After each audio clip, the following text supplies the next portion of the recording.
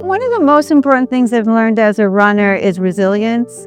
I started running when I was 10, and it really crafts your character as far as being able to show up, accountability, teamwork. So all those amazing things that are really help you through your journey were just instilled in me in a young age and still part of how I move through the world. My name is Pamela, and I'm a founder of Arithia, which is a women's running clothing brand, and I guess also a master's runner.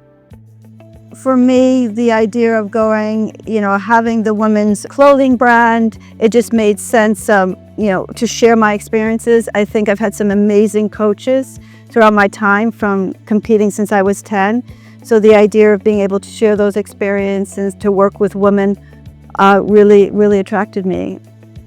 It really depends on the athlete. It's individual. Sometimes it's result oriented. Maybe it's a race. Other times it's like, how do I get through this winter? How do I get through this dark winter?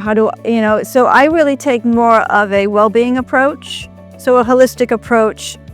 So it's the physical and the emotional. And we just obviously talk about where they're at, what their fitness level is at the time, and where they want to be emotionally, spiritually, physically, and then we go from there.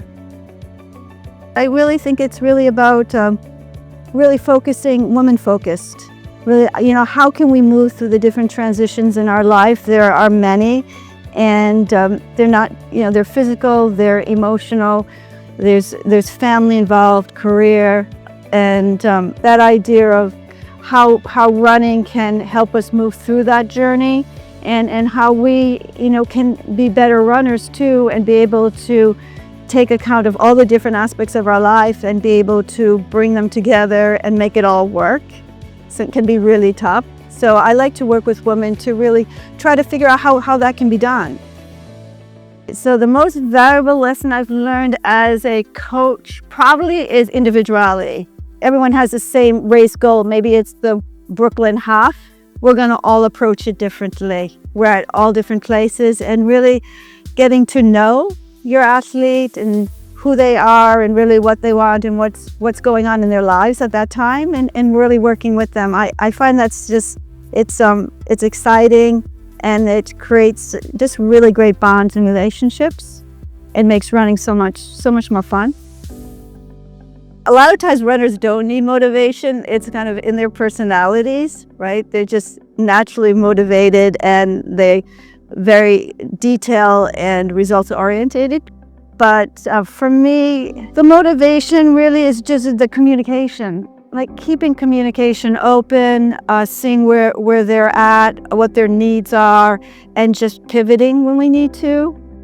Then it's communicating, doing check-ins. I love doing the check-ins with the athletes too. So, it ends up being, a really great relationship and support. What I tend to work on with my athletes is the warm-up, the drills, the strides, introducing strides. Sometimes they haven't been doing strides before. So those basics that really are the foundation, to your training.